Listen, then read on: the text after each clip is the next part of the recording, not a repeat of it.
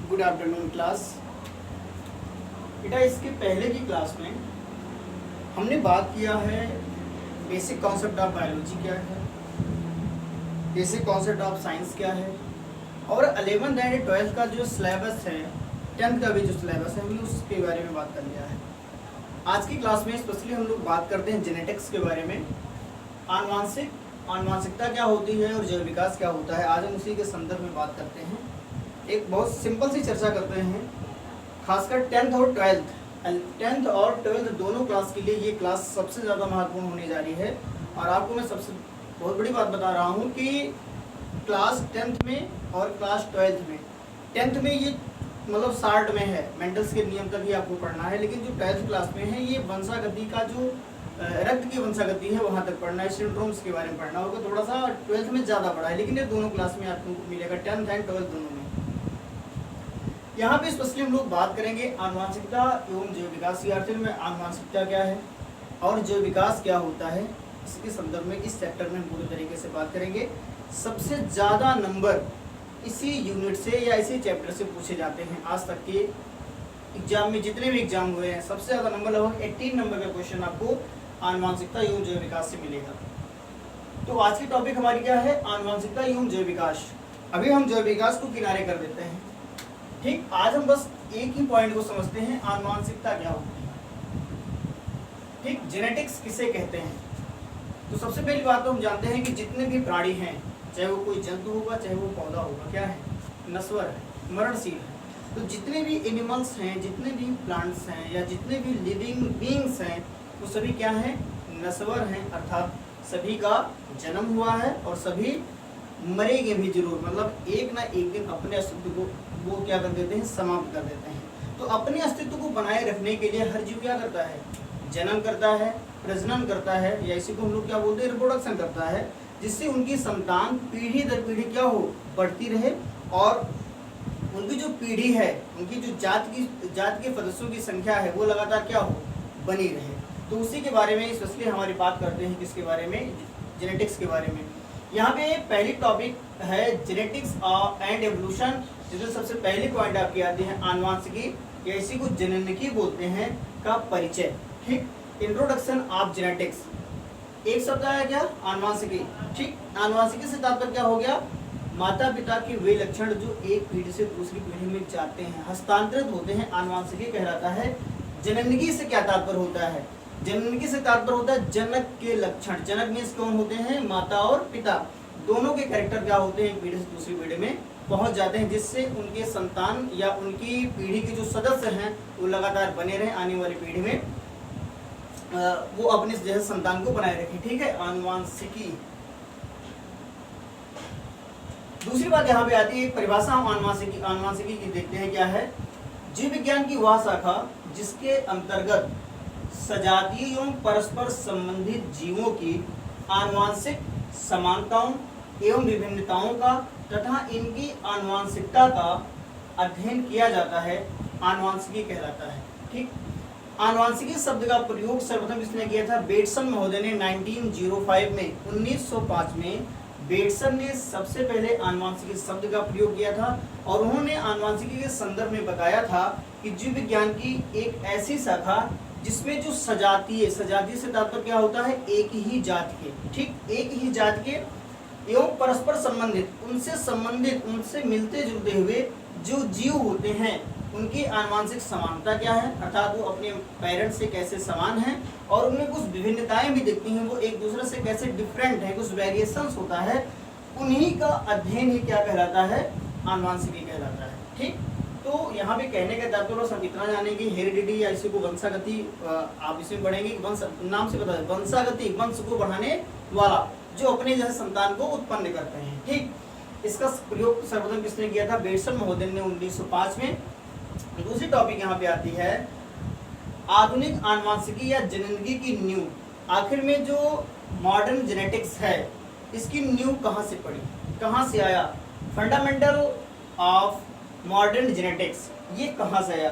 तो एक वैज्ञानिक थे, हम आपको बता दें, सर ग्रेगर जॉन मेंडल, जो ऑस्ट्रिया के ब्रून शहर में रहते थे और वो एक मठ में पादरी का काम करते थे, ठीक।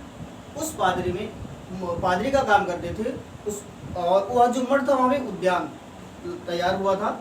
तो उन्होंने अपने उद्यान में मटर के पौधों पर एक एक्सपेरिमेंट किया। उन्होंने ये जानना चाहा कि आखिर में ये माता पिता के जो लक्षण होते हैं कैसे एक पीढ़ी से दूसरी पीढ़ी में हस्तांतरित हो जाते हैं, कैसे चले जाते हैं, ये सारे कैरेक्टर्स एक दूसरे में कैसे चले जाते हैं। या अगर हम एक ही जाति के अगर दो सदस्य हैं जबकि जाति उनकी एक, लेकिन अगर उनके विपरीत लक्षणों को लेकर हम क्रॉस करा देते हैं या उनमें कुछ जेनेटिक चेंज करते हैं तो क्या प्रभाव पड़ेगा।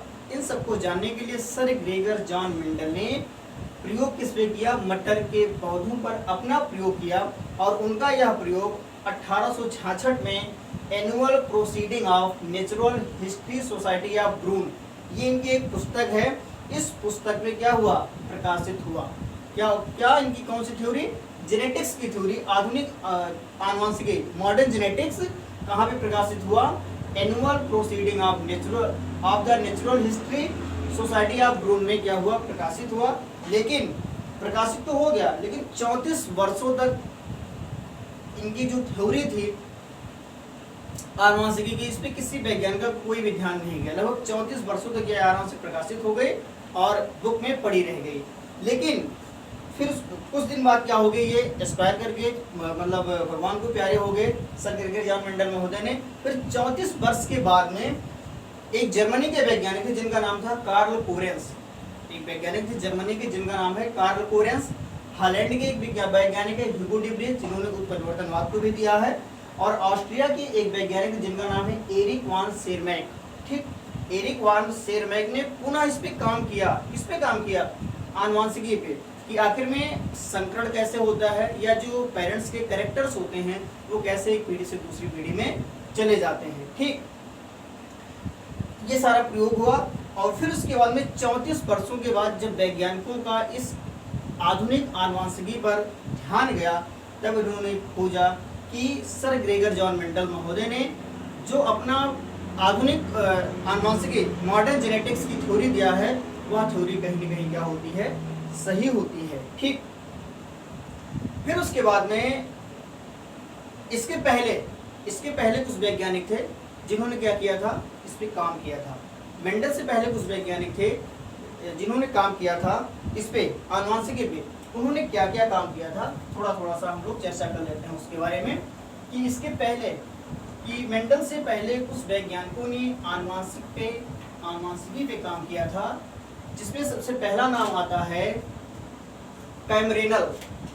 एक वैज्ञानिक थे कैमरेनल महोदय, लगभग में 1764 में आनुवंशिकी पे काम किया। किसने, कैमरेनल। ठीक, इसलिए फिर दूसरे वैज्ञानिक आते हैं कोयल रयूटर,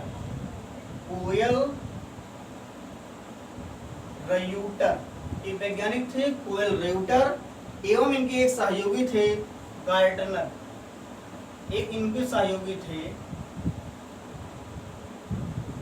गार्टनर। इन्होंने लगभग में 1766 के आसपास, ठीक, 1766 के आसपास में, और 1761 से 1766 मिलता है कहीं यहाँ पे। इन्होंने भी आनुवंशिकी भी काम किया था। किसने, कैमरेनल और कोयल रयूटर एवं गार्टनर ने 1761 से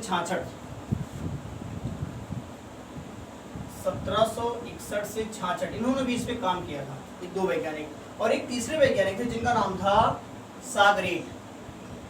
सागरेट महोदय ने भी आनुवंशिकी पे काम किया था 1826 में।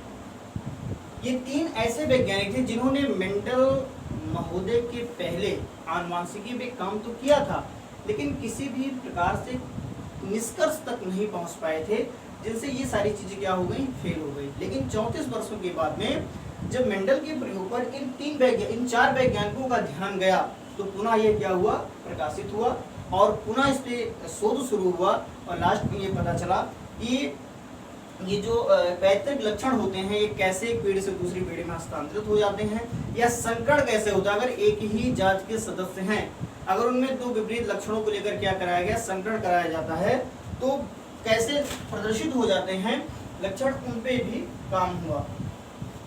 तो ये था हमारा उसके बाद में फिर इन्हीं के नाम पे, चूंकि ये एक्सपायर कर गए थे, एक्सपायर होने के बाद में भी चूंकि ये थ्योरी किसकी थी, मेंडल महोदय की, इसीलिए फादर ऑफ मॉडर्न जेनेटिक्स या आधुनिक आनुवंशिकी का जनक किसको कहा जाता है, सर ग्रेगर जॉन मेंडल को। एक नंबर का क्वेश्चन यहाँ पे बनता है कि आधुनिक आनुवंशिकी का जनक किसे कहा जाता है, तो सर ग्रेगर जॉन मेंडल को आधुनिक आनुवंशिकी का जनक कहा जाता है। फिर उसके बाद में इसी में एक दूसरी पॉइंट आती है, टॉपिक आती है, आनुवंशिकी में संकरण प्रयोग का महत्व। आनुवंशिकी में संकरण प्रयोग का महत्व। आनुवंशिकी में संकरण प्रयोग का महत्व, importance of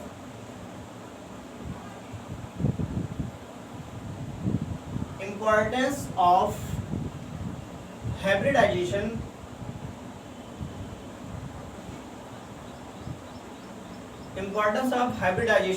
experiments in genetics,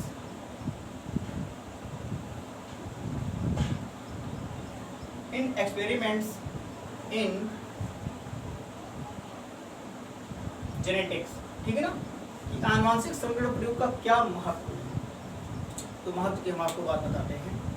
इसमें क्या हुआ कि एक ही जीव जात के जो शुद्ध नस्ली पौधे थे या शुद्ध नस्ली जीव कह सकते हैं, ठीक, उनमें जब क्रॉस कराया गया तो देखा गया कि पीढ़ी दर पीढ़ी कुछ तुलनात्मक लक्षण मिलते हैं। अर्थात एक ही पीढ़ी के जब दो अलग अलग लक्षणों को ध्यान में रखकर संकरण कराया गया, क्रॉस कराया गया, तो आने वाली जो पीढ़ी थी उसमें कुछ विपरीत लक्षण या विपरीत से तात्पर्य कुछ तुलनात्मक, मतलब दोनों से मिलता जुलता हुआ कुछ लक्षण क्या हो गए, प्रदर्शित हुए। तुलनात्मक लक्षण मिले, विभिन्नताएं मिली, और कुछ ऐसे मिले जो क्या थे, बिल्कुल एक दूसरे से अलग थे, विरोधी थे, विकल्पी लक्षण प्रदर्शित हुए। जैसे अगर कलर की बात करते हैं, अगर कलर को ध्यान में क्रॉस कराया गया या उसकी लंबापन या छोटापन से क्रॉस कराया गया। अब जैसे मटर के पौधे की अगर हम बात करते हैं तो लगभग इन्होंने 7 लक्षणों को ध्यान में रख के क्रॉस कराया है। उसका पुष्प कैसा है, उसका कलर कैसा है, उसकी आकृति कैसा है, पौधे की लंबाई कैसी है, इन सब ध्यान को लेकर उन्होंने क्या कराया था, क्रॉस कराया था। तो ये उसका क्या होता है, महत्व होता है कि आखिर में जब हम दो विपरीत लक्षणों को ध्यान में लेके क्रॉस कराते हैं तो कुछ तुलनात्मक लक्षण प्रदर्शित होते हैं, और तुलनात्मक लक्षण प्रदर्शित होने के साथ उसमें कुछ क्या होती है, विभिन्नताएं पाई जाती हैं, कुछ वेरिएशंस भी पाया जाता है। ये हाइब्रिडाइजेशन का क्या होता है, महत्व होता है। जैसे फॉर एग्जांपल अगर आपको देते हैं कि आपके घर में हाइब्रिड सीड आता है, हाइब्रिड धान, या आपने सुना होगा कि ये जो इस समय का जो टमाटर आ रहे हैं वो हाइब्रिड है, संकर है। संकर से तात्पर्य क्या, उसमें दो विपरीत लक्षणों को ध्यान में लेकर कराया गया। वो जात किसका है, टमाटर का ही है, लेकिन उसमें उसी जात के दो विपरीत लक्षणों को ध्यान में लेकर कराया गया, क्रॉस कराया गया है। तो आने वाली जो नई पीढ़ी होगी या जो नए फल उसमें बनेंगे, उसमें कुछ न कुछ दूसरे लक्षण प्रदर्शित होते हैं, कुछ विभिन्नताएं उसमें जरूर पाई जाती हैं। तो ये हो गया संकरण का महत्व क्या होता है। महत्व के बारे में बात करने के बाद में हम बात करते हैं मेंडल के संकरण प्रयोग। मेंडल के संकरण प्रयोग, आखिर में मेंडल महोदय ने स्पेशली मटर के पौधों का चुनाव क्यों किया था।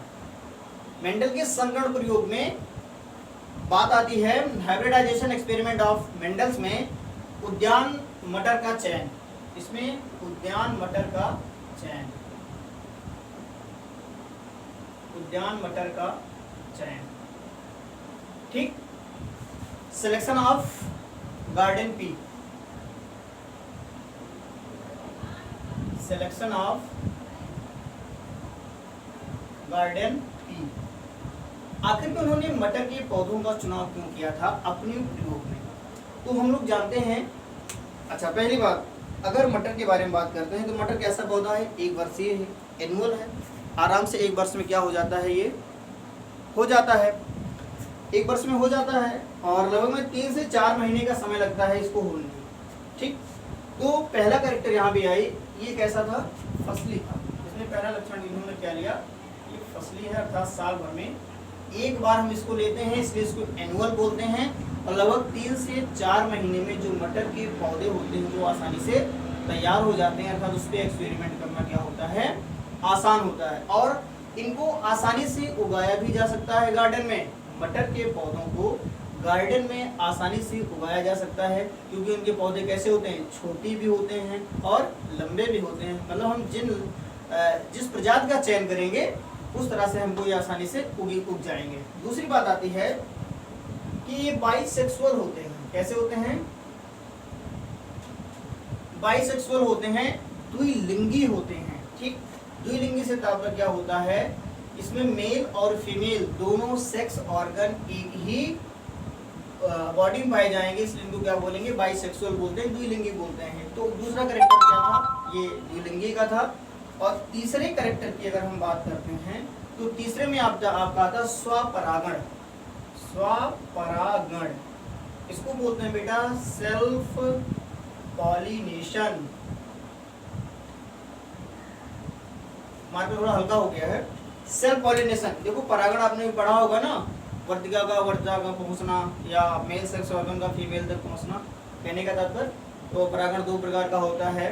कैसा क्या, एक होता है स्वपरागण, परपरागण होता है।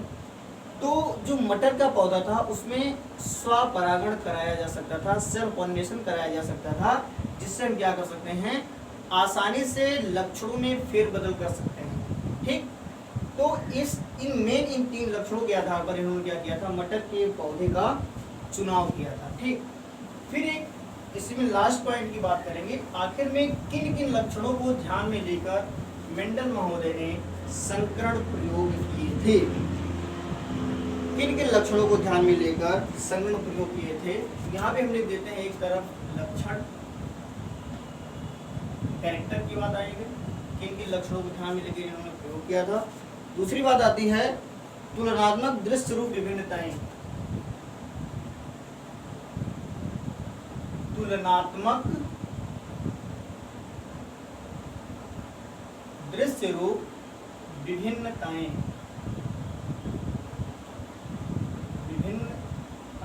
ठीक है, आखिर में किन लक्षणों को ध्यान में लिया था, और मतलब इसमें तुलनात्मक लक्षण किस प्रकार से प्रदर्शित हुए थे, कौन से प्रबल हुए थे, कौन से प्रबल नहीं हुए थे।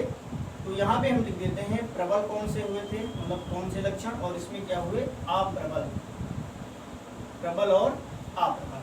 ठीक, इतना हम लिख देते हैं। सबसे पहला यहाँ पे जो हमने पहला जो पौधा लिया था उसमें लिए थे फूलों का रंग। यह है फूलों का रंग। फूलों का रंग, फूलों का रंग से तात्पर्य जैसे कि लाल पुष्प हो गया, सफेद पुष्प हो गया, है वो क्या, मटर है, लेकिन उसके जो पुष्प का रंग कैसा है, लाल और सफेद है। जब उन्होंने इस लक्षण को ध्यान में लेकर सबसे पहले संकरण कराया तो प्रबल लक्षण जो मिला वो उनको कैसा मिला, बैगनी और सफेद मिला। प्रबल कैसा हो गया, बैगनी, और अप्रबल में क्या आ जाएगा आपका, सफेद। ठीक, तो सबसे पहले पुष्प का रंग। दूसरी कंडीशन में बात आती है, यहाँ पे लगभग इन्होंने 7 लक्षणों को ध्यान में लेकर क्रॉस कराया था। तो पहला क्या हो गया आपका, फूलों का रंग हो गया। दूसरे की बात आती है फूलों की स्थिति, फूलों की स्थिति। ठीक, फूलों की स्थिति कैसे थी। ठीक, स्थिति से तात्पर्य कैसा था कि आखिर में पुष्प अक्षयवर्ती था, एक्सिलरी था या अग्रस्त था। ठीक है ना, अक्षवर्ती और अग्रस्त।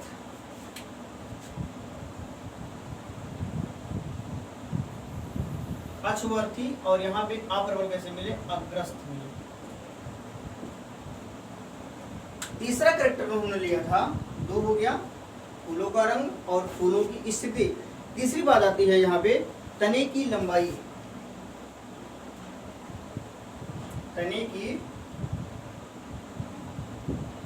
तने की लंबाई को जब उन्होंने ध्यान में लिया तो तने की लंबाई में लंबा और छोटा आया। प्रबल लक्षण कैसा मिला हमें, लंबा मिला, और इसमें कैसा मिला, छोटा या ठीक है, लॉन्ग एंड ड्रॉप। नंबर 4, तने की लंबाई। तने की लंबाई के बाद में अगली पॉइंट आती है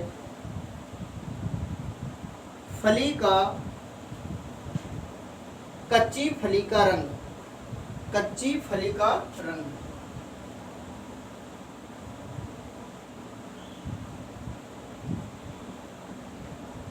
कच्ची फली का रंग। कच्ची फली का रंग में जो प्रबल लक्षण हुए, प्रबल लक्षण आपका हो गया हरा और पीला। क्या हो गया? हरा और पीला।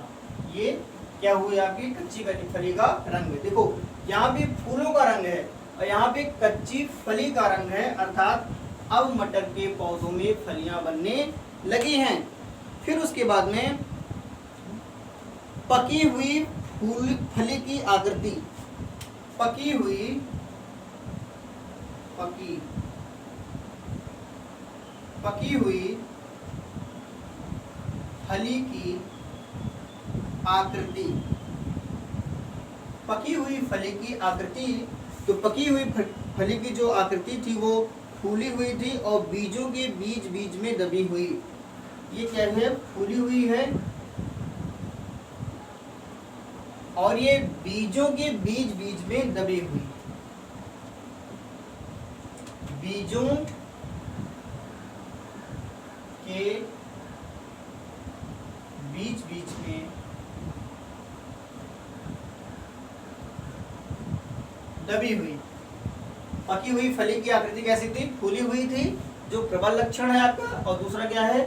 बीजों के बीच बीच में दबी हुई। ठीक, 6 पॉइंट आती है और 6 पॉइंट में हम लोग जानेंगे बीजों की आकृति कैसी थी।